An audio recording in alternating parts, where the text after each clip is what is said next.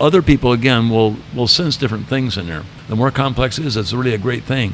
You've got 4 of you. I'm sure you all got somewhat different palates, just how it works out. Yeah, we agree to disagree, but we all agree to enjoy. Exactly. One way or another. That's the point. We're here for enjoyment. And, they always say that drinking is, a pure sport. It's like we don't want to have too many rules. We don't want to have too many guidelines. We want to have, well, let me try this and see what I think. Let me try that, see what I think.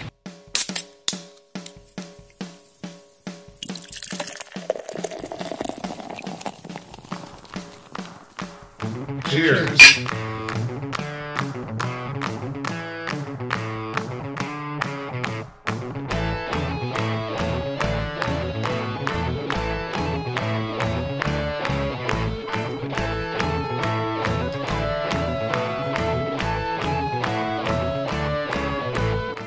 Welcome back to the Tap Takeover Podcast, and for our 17th episode, we have a special treat. We have a huge episode in store for you. We're sitting down with pioneer of craft beer, Randy Sprecher. This is going to be a fantastic episode, but before we get to that, we needed to take a break, and we have a huge announcement. Andy, I'm going to hand it over to you. So, folks, the huge announcement is we are now partnered with Shepard Express. We'd like to thank Alyssa, Rob, and Cole over at the shop for making this partnership with us. Yeah, big thanks, and it's really an affirmation of our listeners and all the feedback they've provided us and their excitement of the podcast, I think, has driven a lot of this exterior excitement that we're now seeing with this great partnership of Shepard Express. I think that's a really good point, Jim. We owe everything to our listeners. When we just sat down, 4 guys who like drinking and talking about beer, we feel like we've been training for this our whole lives, but it really is special that we've seemed to have hit a nerve. People really want to know more about the craft beer community, and they want to know it from people who have experienced some really good beers. All right, guys, so thanks to the fans, and especially all the brewers out there that have welcomed us with open arms. Cheers, guys. Cheers. Welcome back to the Tap Takeover Podcast. And ladies and gentlemen, we have a huge treat for you today. For us here in Milwaukee, for the Tap Takeover Podcast, we've always thought of 3 breweries as kind of the 3 big pillars in Milwaukee. One of those is Lakefront. We got them with our first episode. The second was Milwaukee Brewing Company. We got them with our second. And right now we're sitting down with Randy Sprecher of Sprecher Brewing. Randy, thank you so much for joining us. My pleasure. It's great that the timing worked out that we could all get together today. So, Randy, just to start, we'd like to go back to the beginning for us and our listeners. Tell us how Sprecher became the first Milwaukee brewery to open since Prohibition. Well, I had already got to Milwaukee from the West Coast after finishing a program at UC Davis in California to brew for Pabst. It was actually a supervisor of brewing operations at Pabst, but I ended up working all divisions around there, learning the whole place. I was there just a little over 4 years when things started caving in really strongly. So I was out here with Pabst. I had already had my plan. I already was working on a plan to do this, recipes, etc. And I started looking for a place to go park because I knew the $40,000 I had saved working for 4 years out here wasn't going to get me anything at all in California. I figured I'd get a front door and a doormat, and $40,000 would be gone. So I knew that I'm gonna have to put my stake here in Milwaukee. I knew a lot of people through the brewing department, but I wasn't really knowing anybody out in town too much because we worked around the clock working over there. Some summers it was we were doing 7/12s, so 84 hours a week. We always would talk to each other about like, oh, we got to work this much. We should be working for ourselves. I said, well, I plan to, and they started nicknaming me the California Dreamer. That I was bringing in beers I was making and stuff, and they're going, gosh, this is pretty interesting. How come so much hops and stuff, And so when things caved in there, I started looking for a place to get started, and it ultimately landed on a building that I talked my way into in the old Pfister Vogel Tannery Complex down on Oregon Street on the canals down there in Menominee Valley. I worked out a deal with them to upgrade their building and clean it all up. It was the chemical building for the whole complex, which was the largest tannery in the world at one time. And this was the chemical section right on the canals. So I made a deal to clean it up, and I didn't pay rent for quite a long time, which allowed me an opportunity to go build a system. Again, we build our own equipment, making a gas-fired, all stainless brew kettle and fired with natural gas. Well, I got in there, and about I'd say about 6 months. We got a system going, got licensed, and had test beer ready to send out as soon as the New Year's came around. How big a system did you guys start with? Was it I made a 25 barrel. Oh, wow. About 25 barrel. Yeah, that's a big start. And I made a handmade lauter tub out of a milk cooler with screens. We got a lot of pictures around here showing all those things I jerry-rigged to try to make decent beer with it. And I always telling people, well, if you know what you're doing and you're real careful, you can make beer out of your boots, but you better be really careful or you get some pretty bad gym sock beer. You got to keep in mind back then in '85, we didn't have anything in the way of ingredients. You couldn't buy a yeast culture. Everything was very, very limited as far as the range because the big guys didn't use that big a range in their brewing. You know, a lot of the beers are just incrementally different, you know, very, very, very close. And I got everything going and got a brew going. I made 2 brews. I made my special amber I was working on, and Black Bavarian is something I've been brewing since I loved black lagers in Germany when I was in Germany in the 60s. In the military, I spent 18 months there. That's where I really got hooked on beer because tasting is really what it's all about. And I was able to go all over Europe tasting because I worked for a general. All right, so that leads into one of the questions that we ask all of our brewers. Actually, we're going to have to ask this in a different way because typically we ask, how did you come to the craft brewing industry? You know, what were the early craft brews in America that you tried? But since you were kind of one of the founders of the craft brewing industry, what kind of propelled you into that? What beers were you drinking that made you say, I need to start making this? Well, again, it goes back to my military experience in Bavaria. I was in Augsburg, Germany, right outside of Munich, for 18 months. I was able to travel around as well. I went, tried a lot of Belgians and Dutch, and we hit them all. Tasting all these beers, when I finally got back to the U.S. and the West Coast, I can't drink American beer. I'm going to have to go buy the imports. Well, then I found out, the imports are basically export type beer, so it lasts longer, so they get that whole year shelf life, whereas they had a real short shelf life in Bavaria and Germany, making stuff extremely fresh. I mean, 3 weeks was old beer to them. Wow. And unless you're aging something special. After I started oceanography school at Humboldt State in California, Northern California, Redwood area, I was going, gosh, I can't afford the beer. I had a wife and child going to school. I said, the only way out of this is to go make my own beer. So back then, you couldn't even find ingredients. We had malt syrup in a can. Some grains is very, very limited. Although if I drove up to Canada, they actually had places that would have caramel malt and so on. Because I was having to take like cookie sheets, soak the pale malt, and put on cookie sheets, and then put them in my oven. Well, but we got it done and made some things like that. So I worked on a variety of recipes. But one of them I actually started calling Black Bavarian right off the bat. It's basically based on my idea of a strong Doppelbock from Germany in those days that I just loved. Well, anyhow, so I got home, I started making home brewing. And I started getting into so much that I started doing some wine, brandy, and then eventually I started going, gosh, I'd like to make some root beer soda. And I found these Hires extract they had those days, Well, I wanted to know what was in there, so I would drive all the way over I was in Napa Valley then, but I'd drive all the way over to Davis, California, to use their library, reading all their beer books.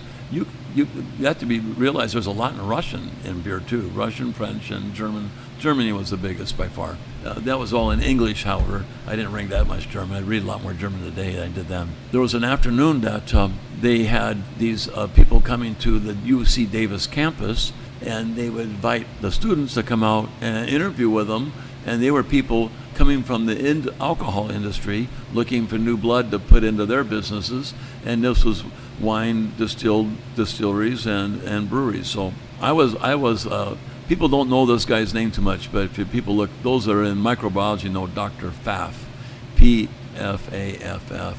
He was a Dutch guy, and I got in all his classes. He had his own family of yeast, Pfaffia. He was a master of yeast. So I went to study with him about the culture, energetics, all kinds of topics that most people don't get into, and then enzymology, all these things that are really important to understand to do more technical brewing. I was out there in a lab coat. I had no intentions of doing anything too serious. I just went out to take a break from my lab work to see what's going on and get some fresh air. Well, I ended up talking to a few people. Next thing I know, I had 3 job offers. I go, well, that worked out pretty well, and I finished the whole program at Davis. I decided to take a job with Pabst. So I had a Volkswagen bus. I had all kinds of home brewing stuff I would collect as I went around. I would find old pieces of stainless and turn it into something. So they came and picked up all my brewing stuff, and what I owned fit my Volkswagen bus. Oh, yeah. My clothes, my stereo, and off I drove to come out here to Milwaukee and get started with the Pabst operation. A little over 4 years with them. I landed at the Fisker Vogel tank right here in the valley. Got started building things. Were there about 9 years, expanding into different parts of the building and across the tracks, railroad tracks. Everyone knows the famous railroad track stories, or just unbelievable things happen there. Yeah. So some of my earliest memories of visiting Sprecher Brewing down at 730 West Oregon was that it was a little difficult to get to. The first time we weren't quite sure going through across the railroad tracks. And also it was a little cozy in there. It wasn't a terribly big building, much less, how did you fit a 25-barrel system in there? Well, the one floor actually had plenty of room. If you've been in the building, it had a front section that had multiple stories, and then a bigger section which had a downstairs and a high ceiling. And then we went back on that floor. Well, that was the same thing. It was like 5,000 square feet down below, and of course that on top. So there was room for the brewing thing I put in there. The difficulty was getting tanks and fermenters up on that floor. It was up. It was like the 2-story concrete floor. So we had to cut holes and widen out things. I got places where I got a fork truck trying to squeeze a tank through all to get to the next floor. It was a little bit fatter than the other tanks. All dairy tanks weren't made exactly the same. They were really good quality stainless from the 50s. And I did get a lot of stuff when they were disassembling the Schlitz brewery. I got to be friends with them over there. I would get loads and loads out of there, pay for it, of course, but I'd go through and pick out things I wanted, a ladder here and a Swickle there and so forth to fit on the tanks I was having put together. I started with the dairy stuff, and as I stayed with that for a long time. So, Randy, can you share with us any of those crazy fun stories from back at the first days at the first brewery? Oh, there's all kinds of things going on. Well, it had 2 sides of this building were canal. They brought big, heavy cement boats in. They had powdered cement, really dense stuff, and they would get pushed around the curves and stuff with powerful tugboats. Well, there was a time that they weren't too accurate with their boat pushing and these heavy things, and they would ram the wall to the brewery, which went into the water onto one side, and above that, on the concrete floor, was the brewery, the brew house, and that lower floor eventually became the bottling area. Well, I'll tell you what, when this boat hit, you thought everything, that was it. We were dying. Everything's going to slide into the canal. It was such a hammering, you couldn't believe it. We'd go out and look out the window, and the guys, oh gosh, we're sorry. Yeah, all kinds of things happened there. I had to, once people found out there was alcohol there, I had to weld bars on every single window, even on the 3rd and 4th floor, which is on that first section. They would climb up the pipes or whatever dangerously and try to break in and go get some freebies or whatever they're going to do. Oh, man. And try to steal the payroll and everything else, After welding bars and everything, it slowed down a little bit, but we still had issues. Oh, there's so many stories about in the tannery complex itself. There's all kinds of underground things. Despite them trying to keep control, a lot of people were off the railroad, were kind of sneaking around and living down there or hanging out or whatever. It was kind of crazy because you always had to keep looking over your shoulder, after it got dark, keep things kosher and to be safe as well. And that would have been, of course, the middle to late 80s then. Awesome stories. This is really cool. But going back now, before you started it, you said you were actually experimenting with root beer parallel with beer? Is that? Oh, yeah. I started looking at root beer formulation. Those recipes and anything else you do that get trademarked, they had to, after so many years, offer what their recipes were, So I was looking at what these syrup concentrate guys were doing. And by the way, just try to find those places. Those are highly secret places and secret people that work there to make the Coke and the Pepsi concentrates. Yeah. And they use quite a range of ingredients to come up with something that could be easily done with other natural products, which were, over time, I felt forced to be illegal. Sassafras root bark is the most natural root beer aroma you'll get. It's a component of that they tried to prove would be bad for your health if you drank copious amounts of it. The experiments that got it all done were done in Germany, where they made extracts and fed it to rabbits until they had hepatic or liver lesions. So in other words, their liver was really starting to fail. Well, the equivalent amount of the sassafras root bark extract, the amount that they were feeding these rabbits, I calculated to be 15 gallons of root beer a day. I mean, you would literally die in the first day trying to put 15 gallons of anything in you. So it was kind of silly. I kind of got the idea that they make sure this ingredient couldn't be used to make something really good and aromatic by somebody else. So they made sure it was outlawed, and you had to put a very complex combination of compounds together in order to get an equivalent thing. Most all those formulas then and today are heavily dependent on wintergreen. Wintergreen's what people learn to identify as the root beer or sassafras or sarsaparilla. These things are not really root barks at all. They're compounds that have been made up to put together to be the equivalent of those if they could make it close enough. I got interested in root beer. I've seen those extracts, and that's what I was working on. Of course, there was a lot of different extraction things with water, pH, acid changes, all these sort of things that you do when you study brewing. It's like coffee, too. People have to realize it's a brewed cup of coffee, right? People don't put all the brewing technology into making coffee. You go to the right coffee people, they'll slam what you're doing and tell you, here's all the little steps you got to pay attention to really get the aroma out of a coffee bean. Same thing with the grains that we use in the brewing. It's a lot of other things you have to do. So you always thought, like, I'm going to do beer and root beer? Well, I had interest in the root beer. I was making some root beer, not as much as the number of beers I made. I mean, I actually have my old logbooks here when I started. Real simple at first, and then got quickly more and more detail as far as ramp soak and things like that, time temperature situations for enzyme activity and things like that. No, my interest was making a beer. I had the interest in the root beer and the licensing of these formulas and what's happening there. That's one reason I was messing with that. And then going over, like I said before, to Davis University to use their very comprehensive library to look these things up and see what was going on. And I decided I don't want to. We have to get more natural if we can. It was difficult. They made it so it's difficult to make those things. But again, keep in mind that the limited amount of bioculture was like impossible. They had little liquid things that were already well infected that you're buying. So he had a real challenge to make very, very palatable beer. But you learn. It's all trial and error. It's a lot of practice. So I hate to flash forward because there's 30 plus years of history, but a lot of it is because of this root beer. When did that turn that you said, holy cow, we're really being successful with this root beer? Because that's really what nationwide you're known for, right? Yeah, pretty much.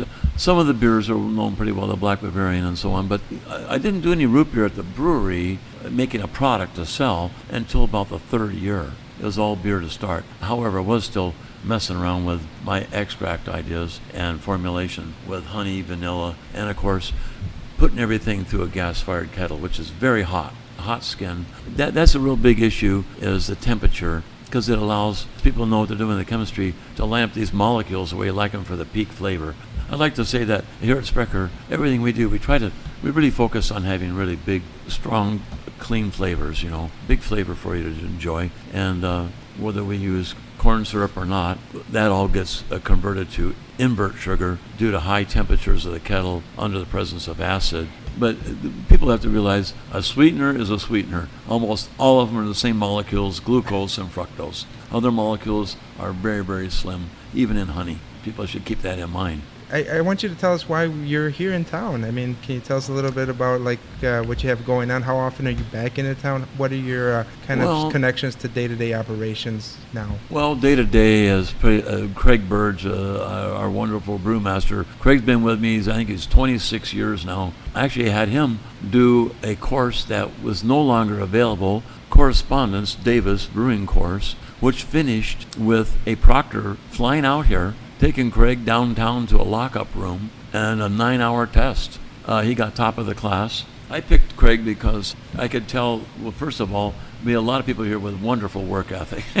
There's no lack of work, organizing, cleaning, moving things around in a brewing operation. But the big thing was that I could see by talking and checking some things that Craig had very much I would call a parallel palate. We smelled and tasted a lot of things the same way, and I could see this could be real beneficial in getting, because by the third year already, I was already going, things are really taking off here, and I can't do all this work. Training people is a long process, and I did go through a lot of people that I go, no, that's not working so well. Craig was a great one, so that kept going, and today he's helped us. Along my original recipes, he's made many more. Virtually almost everything we've made has won a national award one way or another. Not easy thing to do whatsoever. So I'd say we have like 26 styles of products that have won national awards, all on the beer side.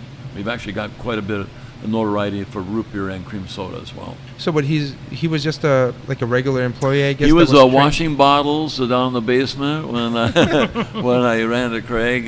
Somebody's got to brew this stuff. Yeah. Well, I was going through people. They just simply didn't stick to my rules, and the results were obviously having an issue. Yeah, I went through a few different people, and then finally landed with Craig, and it was 26 years later, so it's been a long duration, although we are in our 33rd year of business now. It's been a great run, lots of wonderful beer and a lot of fun, a lot of trial and tribulation, hardships, and a lot of fun. You gotta enjoy what you do.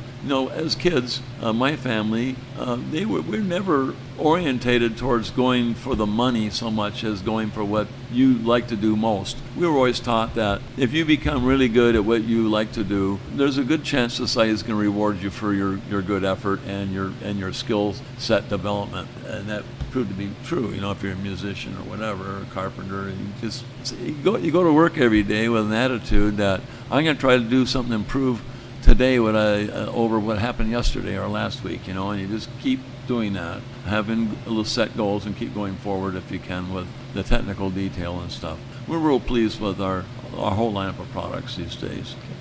Well, excellent. I think we're going to take a little break. Yeah, it's been such an honor sitting down with you, and we'd love to talk about some of the beers, get some beers out here, and do like a little live tasting. And sure. And we'll be right back after some beer news. Welcome back to another edition of Beer News. The easily accessible beer this week is Daisy Cutter from Half Acre out of Chicago. Daisy Cutter Pale Ale is one of the first beers Half Acre brewed at their brewery on Lincoln Avenue. It began as a special release bomber beer but caught fire both in and outside the brewery. Daisy Cutter's lush and dank characteristics steadily carved out a place within the Chicago brewing landscape, and Half Acre ventured their distro into Wisconsin earlier this year. Today, Daisy Cutter is Half Acre's call brand, and they continue to keep it raw and relevant. Blended pine, citrus, papaya, and mango dance on your palate and finishes with dry, apparent biscuit notes lingering on the back end. Daisy Cutter is also super approachable at only 5.2% ABV. In brewery news, Alex and Andy attended the first annual Wisconsin IPA Fest this past Saturday at Third Space Brewing. This was a great event with a huge turnout on a beautiful afternoon. The winners were, for first keg to tap, Lion's Tail from Neenah, Wisconsin with Juice Cloud. Let's take a listen to what their rep had to say to us. Alex and Andy here from the Tap Takeover Podcast, speaking with Eric from Lion's Tail Brewing Company. So Eric, we're here at Third Space Brewing for the first ever Wisconsin IPA Fest, and you just won first to tap. Tell us about that. I mean, we kicked in just over 2 hours, so I'm pretty impressed by it. It's a New England style cloudy IPA. The brew is called Juice Cloud. You can look for it at Lion's Tail Brewing Company in the next month or so. It's going to be one of our probably flagship beers going forward. I would say it's dry hop, super late with citra hops. It's an all citra hop beer. It's got a nice cloudy feature to it. It's got a nice juice taste, and look for it to be the dry hop beer of the Fox Valley. So is this something that we can find in bottles right now, or is this something that you're going to actually ramp up production on? It's not something you can find in bottles right now or cans. It's something we're going to ramp up production on. I don't know if we're going to can it yet. We only can right now. We don't bottle.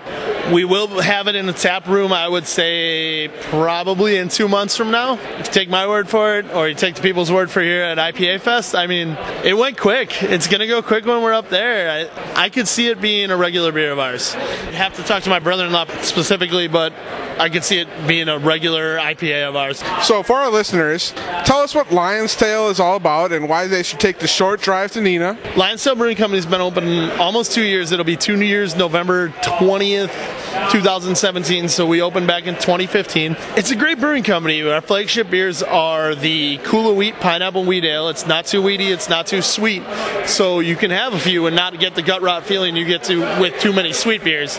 And then we have the Mile of Munich Dunkel beer, which is dark in color, but it's light in flavor. For people who are scared of the dark beers and see the dark in color, it's actually super light in flavor and easy drinking. It's probably one of our most easy drinking beers there is. Those are our 2 flagship beers, but as far as the cold press beer that you were speaking about, we have a custom American Pale Ale, which is just a regular American Pale Ale, not too flavorful, and we have anywhere from 12 to 15 different style of hops at any one point. You can pick your style of hops to dry hop it with.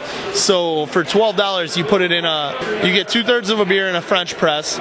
You get to choose your hops, put your hops in there, press the French press just down to where the beer is just coming out of the top of the French press. Now, do you get to actually press the French press? You do actually get to press the French press yourself. If you don't want to, the bartender will do it for you. But, I mean, why wouldn't you want to? So you press it down just till the beer is over the top, and you watch the beer bubble and ferment itself almost, and dry hop through those hops, through whatever style of hops you pick, from Citra to Warrior to Amarillo to Simcoe to even Galaxy, or there's a couple different hop brews that we have that aren't the normal hops that you see everywhere else. So you wait 15 minutes for that to brew in your cold brew. While you wait, you get a 10-ounce pour of any beer that's on tap to enjoy while you wait. So you're not without a beer while you wait for that to hop almost. 15 minutes is up, they pour it in, you have about 2/3 of a beer in the glass.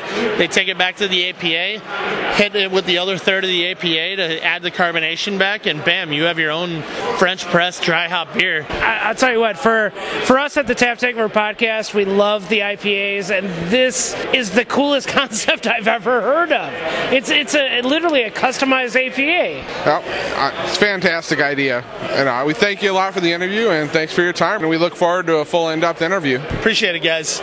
We look forward to it in the future. Stop out at Lion's Tail. Enjoy, guys. Cheers, man. Hey, cheers. People's Choice Award, which was voted on by all the patrons at the event, went to Raised Grain for their Naked Threesome Juicy Brew. The main event was voted on by brewers, brewery reps, and beer specialists in a double-blind tasting event. By double-blind, we mean that the people pouring and the judges had no idea which beer was which, and voted on them by taste and style guidelines alone. For third place, we had Montessor by Vintage Brewing in Madison. Second place went to the hosts at Third Space for their Upward Spiral, and taking home the trophy was Lakefront Brewing with their Single Hop Centennial, which won't be released for sale to the general public until September. Let's put a cap on this event by listening to what Andy Gale, co-owner of Third Space, had to say. Alex and Andy here from the Tap Takeover Podcast, speaking with Andy from Third Space Brewing. So, Andy, tell us about this event and how you guys put this together. Yeah, we were pretty excited to host our inaugural Wisconsin IPA Fest today at Third Space. We got this idea together about 3 or 4 months ago. Kevin and I were talking about IPA Day, National IPA Day, which happened on Thursday, and that we really want to do something cool to celebrate IPA Day. Most people know that we're kind of known for making hoppier beers.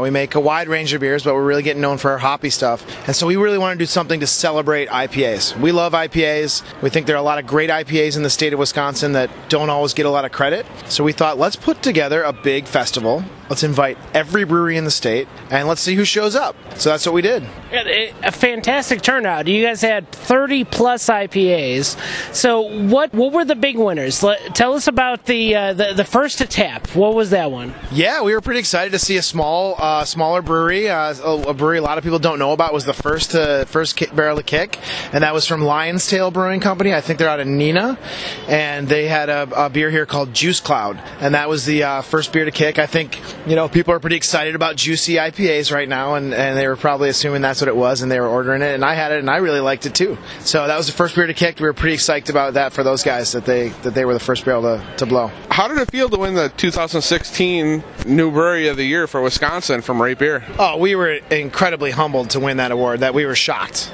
Somebody actually sent me a message and said, "Hey, are you going to make a social media post about the best new brewery?" Yeah, it's announced. So we were pretty excited. Then we found out it was Third Space, especially given how many breweries opened in Wisconsin last year. Even in Milwaukee alone, I think we had 12 different breweries that opened in 2016, or at least in the last 12 months from today. We were just psyched to be included in the talk, let alone to win that award. It was incredibly humbling.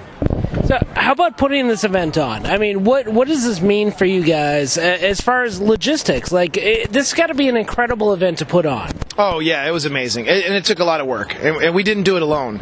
We had a lot of volunteers. I think we had maybe 30 to 35 different volunteers that came out today to help us pour beer.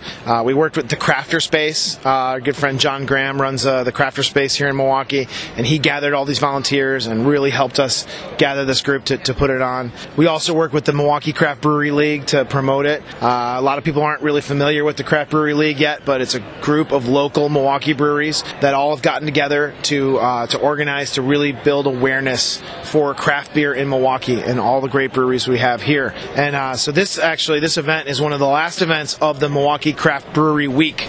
And so there have been events all over Milwaukee celebrating craft beer, and we thought, why not, blow it out with a huge outdoor IPA festival to cap off a great week. And we were just amazed at how many people showed up here today, and how many breweries and how many brewers came. We invited the brewers to come to judge and to be a part of this together, and right behind us where we're talking, the brewers are still hanging out, drinking beer, and having a great time. So this was a fantastic idea. My only last question I have is, how many more do you think you're going to get next year from the state of Wisconsin? I hope we get everybody. We sent out an invitation to 126 breweries. I think there's even more than that in the state, but that's who we could get addresses for, and we got 36 to come. I think we can get more. I'd love to get up to 60 or above. Maybe we'll get 126. We'll see. I think once people see the success of this event and how much fun people had and how many people came out, I mean, there were so many people here. The place was wall to wall. So I think we'll get a lot more next year. We're going to keep doing it. That we got that giant trophy. We got to give it out every year. So for the People's Choice Brewery Award, it was Raised Grain, new brewery in Wisconsin. What do you think about those guys? I think those guys are great. They're making fantastic beer. Our friend Nick was here from Raised Grain, one of the owners, hanging out all day, accepting the award. They're making out some great beers out in Waukesha. We respect what they do a lot, so much so that we actually made a collaboration beer with them as a part of this Milwaukee Craft Brewery Week, and we have it on tap here at Third Space right now. A dry hopped saison that we made with Raised Grain and also our friends over at Good City, another great brewery in town. So the three of us got together and collaborated on a fun new beer. And it's a perfect sign of how we all work together here in Milwaukee, to raise the awareness of craft beer. So we were pretty excited to see our friends at Raised Grain win that award. They really deserve it. Well, hey, thanks, Andy, for talking with us, and we'll hear more from you soon. Cheers. In festival news, this Saturday, August 12th in Madison is one of the best beer festivals in the nation. Great Taste of the Midwest. This iconic festival features the best Midwest breweries who all bring their tastiest and also hardest to obtain beers. People camp out to purchase hard copy tickets to this one, folks, and the mail-in ticket lottery only gets you about a 10% chance of getting tickets. Great Taste Eve has also become an event upon itself, with almost every bar hosting a tap takeover or pre-party. Here are a few you should definitely check out and are on our list, as we will be in town on Friday and Saturday. Blue Moon Bar and Grill will be hosting a Toppling Goliath tap takeover with a special tapping of Morning Delight at 4 p.m. This takeover is also featuring the double IPA Sosis, their new double IPA Supa Sumo, and a fan favorite, King Sue. Lucille will be Central Command for Central Water's 19 Beers for 19 Years Great Taste Pre-Party. Some very great selections will be available starting at 11 a.m., and special tappings begin at 5:30 with Cassian Sunset. Their anniversary brew 19 will be available at 6:30, and they finish with a bang with the highly sought-after Black Gold at 7:30. Growlers to Go-Go is hosting a New Holland event with 6 different kinds of Dragon's Milk. Dragon's Milk hop-rocketed with maple soak and coffee beans, as well as the 2016 Dragon's Milk at 12 p.m. Reserve Coffee and Chocolate at 2 p.m. Reserve Mexican Spice Cake at 4, and Triple Mash at 6, as well as the S'mores at 6. We think the hidden gem of the pre-parties will be at the Funk Factory Goozeria, which runs from 3 p.m. to midnight. They will be featuring tappings from 18th Street Brewery, Microphone, Transient Artisan Ales, and Untitled Arts, as well as several others. These are our 4 picks out of the many to choose from. We say follow your thirst and the style you want to try, because Great Taste Eve has something for everyone. For these 2 days in August, Madison, Wisconsin becomes a mecca to beer lovers everywhere, and people travel from all over the country to attend. If you are some of the lucky ones who got tickets, say hi to Alex, Andy, or Jim if you see us in our Tap Takeover Podcast gear. If you still need tickets, we have heard stories about them being sparsely available at some of the pre-parties or tap takeovers, and some folks even selling extras in line the day of the event. Thanks for listening to this episode's edition of Beer News. All right. Well, thank you for the beer news, Andy. Great job as always. We're coming back, and Randy, we wanted to ask you, we like to ask all of our brewers this question. If you could take over the taps at the Tap Takeover Podcast, which beers, and actually root beers and sodas, because we've gone down that rabbit hole, what would you use to tell that story? Yeah, well, we're looking at the tappers just behind the bar, and I count well over 20. So, yeah, we'll have to give you some extra leeway. We actually have more taps up for beer right now than normal, which is not a bad thing. We'll start on the light end. The pills, I think, is wonderful. It's sold out already. We never know how much to make. This our summer pills, our Czech pills with sauce hops. I'd put it right out there. If I was feeling like even more summer-like, the Weiss beer is always a good one. You guys had the Weiss over there. Pretty true to character for a good Weiss beer. That's all about culture and getting through the mash, because wheat malt is notoriously difficult to do a proper lauter mash. You could do the plate and frame thing, which not many craft breweries do, but that's easier to work with. Now for lighter beers still, our grapefruit mango Rattler last year, it was just sensational. This was a great hot weather beer. That grapefruit, the acid for that grapefruit and everything was always so nice. And so that's a couple. And then that's a pretty new line for you guys, the Rattler series. Yes, that kind of started last year. And I'm going to mention this Enkel. It's really a nice dry Belgian style. But we have a quad pack. We'll have to get into that later. That's that 4 that we're offering this year. But to give you the 6 beers, I guess I had to go Oktoberfest. Then my box always good too. And then my Black Bavarian I've been making for, like I said, 46 years. Black Bavarian is just it's the dark beer, for me. It's got the right complexity. It's drinkability. It's not too heavy. You can drink more than one. We were once awarded the most drinkable session dark beer lager in America over a lot of really important beers and imports. I like drinking that one almost any time. They go, what time of year? I'm always ready for a Black Bavarian, I think. I don't know if I hit 6 beers there or not, but I know there was at least that many there. That sounds good. But those are really the standouts in my mind, although we've had single shots of certain things, like I mentioned the Creek Lambic years ago, which were still a few bottles here and there. Then there's the Belgian Double we had for an anniversary one also way back. This Double today is a little more malty. It should be a little lighter, but it's actually very nice. We'll get to that one here shortly. We haven't drank that one yet. Yeah, so we should mention for our audience that we're doing a little live tasting. So we've tried the Pilsner, we've tried the Enkel, the Belgian Enkel, and we've tried the Hefeweiss. So let's get some impressions here. For me, I think the Enkel was my favorite. The Pilsner is nice and light and crisp, but the Enkel has really got some interesting flavors going on. Yeah, it's a typical Belgian. It's a light-bodied. It's not real strong flavors in this one, but it's got lots of nuances. A little complexity goes a long ways, whether it's soda or beer. because it helps your product affect on a variety of different palates. So you might get this note out of it, you might get that note out of it. All that's olfactory, of course, because taste is just 4 things: sweet, sour, salt, and bitter. But when you compound that with the aromas, now we get flavor and so forth. And that can really be all kinds of things going on with a flavor and aftertaste. When you talk about tasting, another thing to keep in mind, the human body is really variable. Our emotions, when we're tired, what we had before we started drinking. So every beer doesn't seem to hit you the same every day, you know. Oh, that seems a little drier. Well, that seems a little fruitier. It's very often the beer is pretty close to where it belongs. It's the people that are moving around.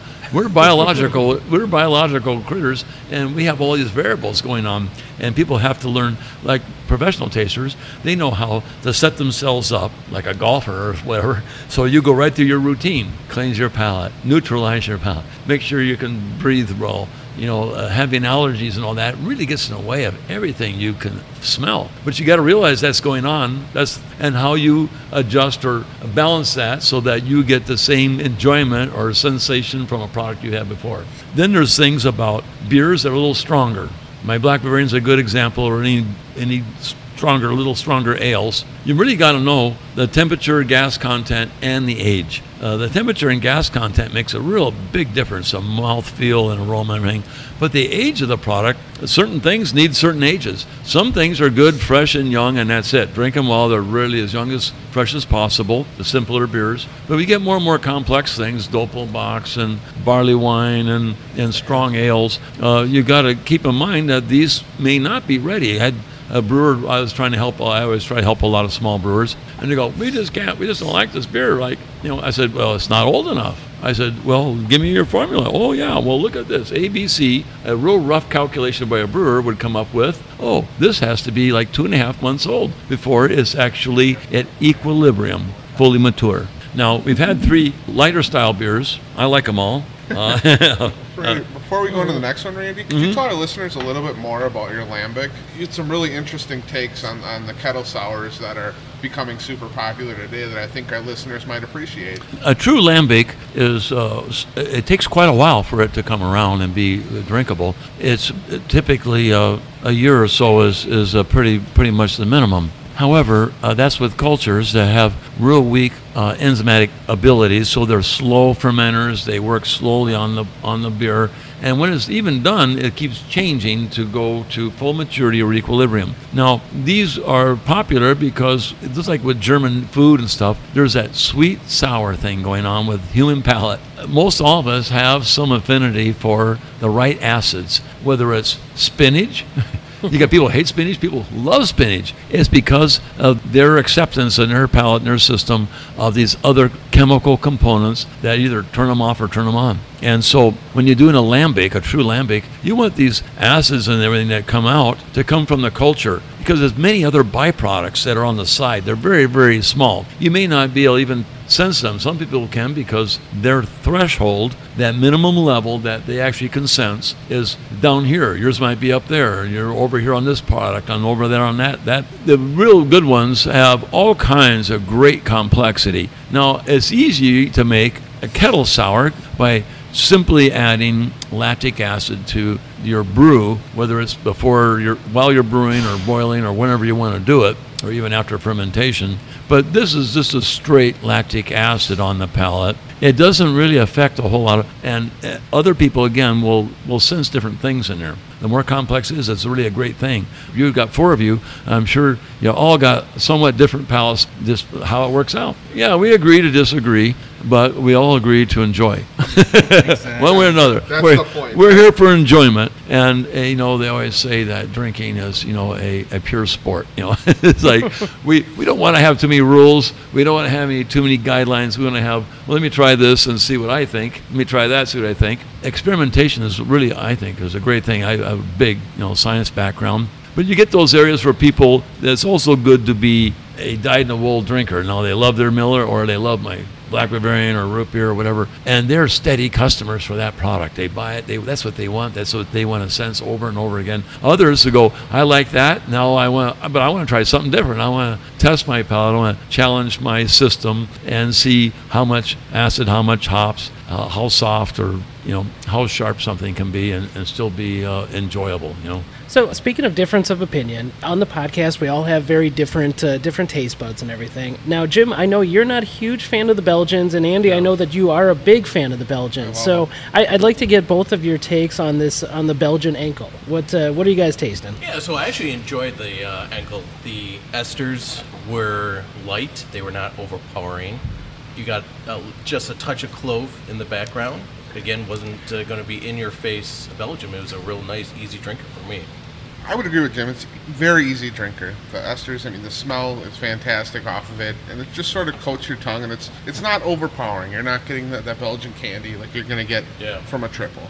Oh yeah, triple's considerably different, bigger, way big. Yeah, the sweet and the alcohol and so forth. But it's quite a range. The lighter nuances that really come out forward in the triple. And if you think about it, those two beers could have exactly the same ingredients with different ratios and end up that way and use the same culture, but the culture may be handled a little differently. Culture is a really big topic, but it gets so complex. It's not really for the average listener, because you got to get into enzymology and stuff, because the different cultures have different ability to handle different molecules, and it's not just what they ferment out to be CO2 and alcohol. It's their little side products that are byproducts. The byproducts of fermentation is where all your esters and bouquets and stuff come from. That's probably another good topic to hit on. What people are actually smelling, the flower things, those fruity things, the sweet things. You got to keep in mind that a lot of these are esters, and ester is a combination of acid and alcohol, or it's made just straight out by the yeast cell as a byproduct. But after the beer is done, and it's still green beer, esterification takes place where you start developing more bulk. But there's a lot of strong beers today that you don't want to drink them right away. You want to let them sit around a while and see how they actually develop as they go to equilibrium or full maturity of all these molecules coming into balance with each other and where it really ends up. So, Randy, before we go on to our next tasting here, one of the topics we like to broach on our show is the cellaring of beers. You were just speaking on aging. What's your opinion on that as far as lambics, high ABV imperial stouts, barrel-aged stouts? Well, first of all, keep in mind, this only makes sense for strong beer. Lighter style you must drink fresh and early, while it's young and has all the right properties. Alcohol that's not 100% ethanol, it's predominantly ethanol, but there are other side products in there of the alcohols, more complex alcohols we would call them, that eventually will combine with other acids in the beer. There's plenty of acid, and these acids will combine and make a new molecule, and when it does that, it's called an ester. Now, things you get from like pear, apple, banana, all your fruits, everything you're smelling is basically all esters, sometimes some sweeteners. Those things all make a big difference. Now, we finished some light ones. We had some people's input on it. Here's another thing. Who's had the Shock Paro? I have not. Gluten-free. We won the World Cup on this after much work. This is not an easy one to make. So speaking of enzymic activity, how do you prefer to do your matches? Are you alpha amylase, beta amylase, use single step, multiple step infusions? What we're making, it all varies. I even had a product I was calling double mash, double dough in. You start mashing and go so far, and then you turn on and add another new ingredient and start it over while it's in there on top of the other one. No, they're drinking the Shock Paro, our gluten-free, African-style gluten-free. It took a long time to iron this thing out. It always was milky and soft, but it's got quite its own profile. And we did win World Cup medal with this a few years back, and we haven't changed it at all. But when there's no gluten, this to me has like a little bit of melon, a little citrus. It's unusual stuff, but it's not like typical beer. But again, we're taking all the things that beer are known for, the glutens, from malt and grain, and so this is a sorghum and millet product. What makes it an African ale? Where does that benefit? Well, it's a bit of a story here. We started working with the Afrofest people to make them some specialty beers. What we did our own research and found out that in East and West Africa, the families make all their own beer. However, the brewing The cooking and all that is done by the women and the daughters. All the collection, you have to be out in the savannah to realize, it's a long ways to a stick of wood out here. And they had wood-fired cauldrons that were left laying around from, I'm going to guess, the British and whoever made them. So they would do an open fire to heat this kettle, and a little different fermentation. We call it an African thing because we followed very closely what they were doing with the sorghum and millet and other ingredients to make this. It has basically no hops in it or anything. So we were talking about cellar aging, and you guys have come out just in recent memory now with the Czar Brew, barrel-aged imperial stout. Yeah. Is that one that you would recommend to our listeners to put in their basement for a while? Or there's a lot of those products of that strength. We've actually been doing this for quite a few years. Mm-hmm. The Czar Brew goes in a bourbon barrel, and lately our guys want to, Craig and his group, they decide we want to go 2 full years in barrel. Oh boy. I am a more 9-month to 1 year guy. It's a lot of barrel extraction that we get for the oak and the bourbon. The Czar Brew is wildly complex, big brew. And the Commando has been the Commando not only got a gold. Now we can age those. We've been drinking those, I'll be honest with you, we've got some beers back in our holding way back there, 6, 7, 8, 9 years old. Oh man. Yeah. And some things that will make it that long. Yeah, where is it, huh? Oh, and for our listeners who don't know, the Commando is the Scotch barrel-aged ale. Yeah, the Commando's the Piper's Scotch Ale aged in oak bourbon barrels. All right, Randy, you made a comment about helping out startup brewers or like just people that were just starting off in the journey that you have, 30 plus years in. So do you still make yourself available to them, or how does that happen? Well, how it happens is I go in a place. I'm not exactly, I would have too many questions to answer probably. I go places that I frequent or whatever, like my place in California or out in here. I'll taste the beers and stuff. I just like, well, gosh, how do you like it? Oh, I said, well, here's... I offer my knowledge and expertise to help you find simple ways to improve it. Don't want to be a medal winner necessarily. That's a lot of work and a lot of attention to detail. And some can happen by accident. So reproducibility. Do you know what you did to make it come out that good? And there's so many different little steps. Beer and wine, if you get really into it, has great levels of complexity because of the little steps you can make. People go, oh, don't give away the recipe. Well, the recipe isn't really that important unless you got a rare ingredient or something and they can't figure out what it is. The important thing, like with a chef, is how you do each step. How, like, let's say a chef's making even a salad, right? Salads can be really quite more complex than a regular salad. How you select your ingredients, how you prepare them, how you chop, slice, grind, how you add them back in, how you mix, what temperature you're mixing at, what's the pH, what's the total acidity here, do we need the acid, this brew water, foundation water before we start the mash, or will it be acceptable to allow the enzymes in the malt to change the pH? Generally you want to acidify a little bit and have the right pH to start. So there's all kinds of little steps and nuances you can do to make things come out where you want them, and the formula isn't that big a thing. It's very important. Is how you make that formula really come forward is a real ball game. That's where your brewing expertise is. And so when you have a problem in brewing or something doesn't come out right,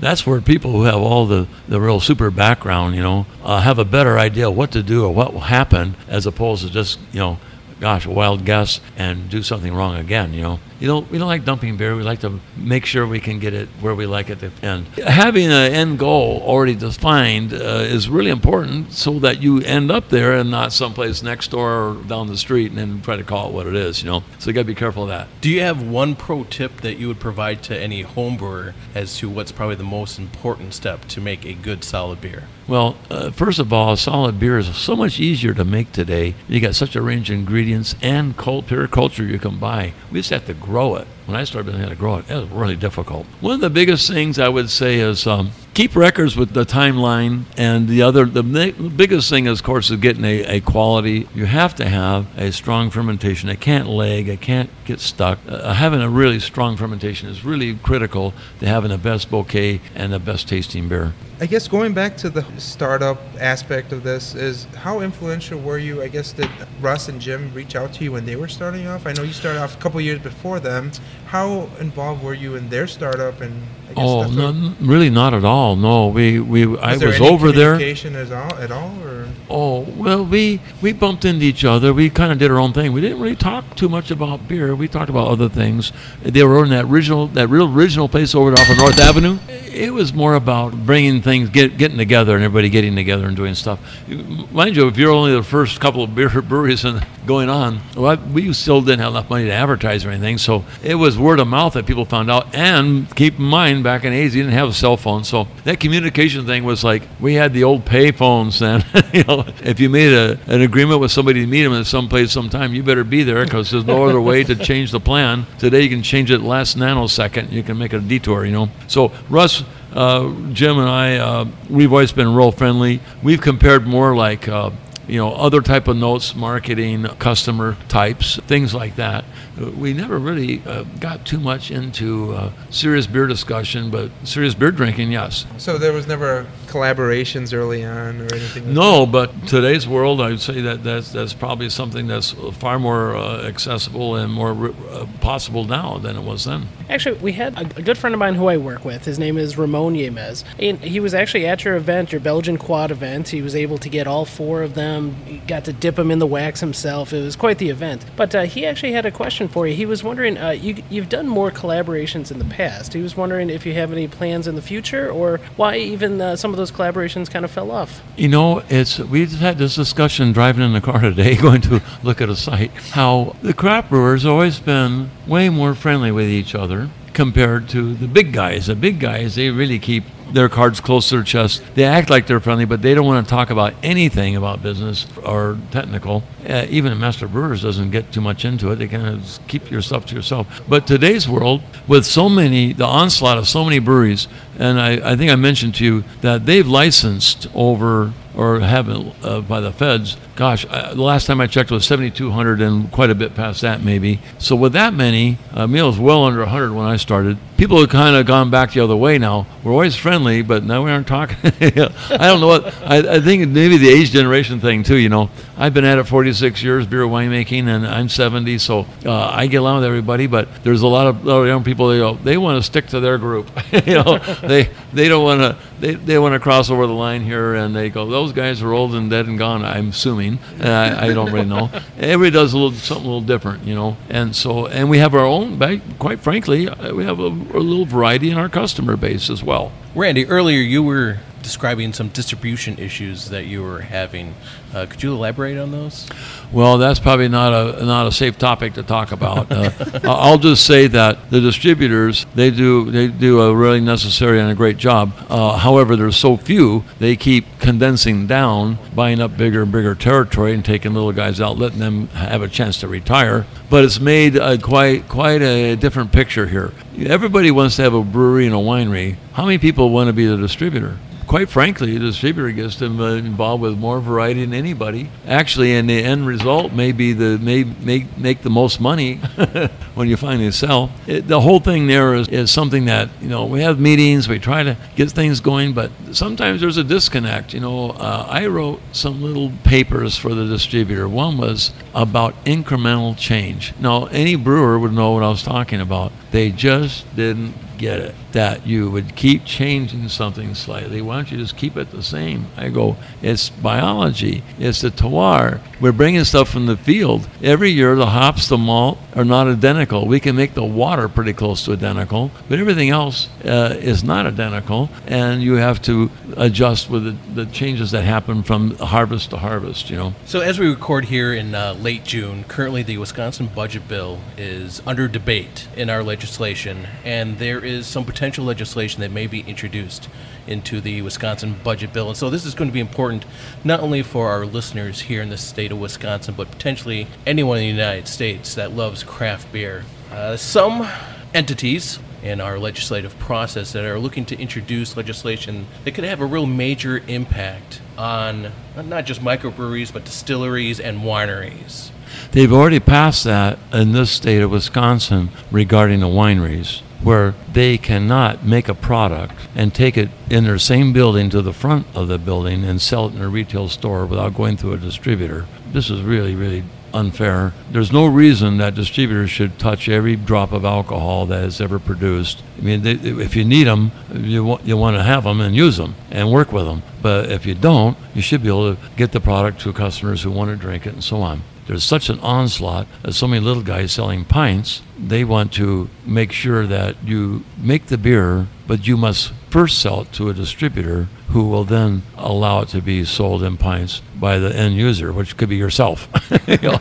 So why do you? So this is not going to be healthy for little guys because they're already working on slim margins. Really tough to make a living. It is when you're small and starting, and this will kill off all the little guys that are selling pints without any money getting into the distributor's hands. Why do you think they feel so threatened? Well, their revenues are going down. They're just like the big breweries have lost ground, and then the big micros, the older micros, have lost a lot of ground. I mean, some have lost unbelievable volumes of beer. They're still surviving, but they started early, so they have everything paid off, and they can deal with it, but it's not fun, and it definitely lose sleep over these things. We should be able to get to market a number of ways, and in some products, you simply want to sell a lot more and go a lot further around. Well, those make obviously a good sense that you want to go to get in chains or stores and use a distributor to access them. They do a heck of a lot of work for you, picking up the beer, making out routes, and getting paid. You know, people got to think about that. There's got to be a money transaction here somewhere. You know, still a business at the end of the day, right? You gotta make a bottom line, or you're not going to be there. And a lot of them are pretty tough right now, but they're working hard at it. I know the other brewers are doing this, but to pass this law that they're talking about is actually kind of scary. Yeah, that all of a sudden I can't offer you this beer. I have to go to a distributor and up the price. Okay, but before that, let's pour a beer. Oh, yeah, before the midnight session. Okay. All right, well, I think this is a perfect place to end it for now. We're not out of beer. We've actually got some more beer to try. So what we're going to do is we're going to come back next week with a special bonus episode for our listeners with a special tasting of some of these beers that Randy's been talking about, some of the sodas, some of the hard sodas. We've got a lot. And some really old aged beers. See how they held up and what they changed to be after 4, 5, 6, 7, 8 years old. Amazing. So this is it for now. So for me, for Alex, Jesus, Andy, And I'm Jim. And I'm Randy. all right, cheers, boys. We will be back again. cheers.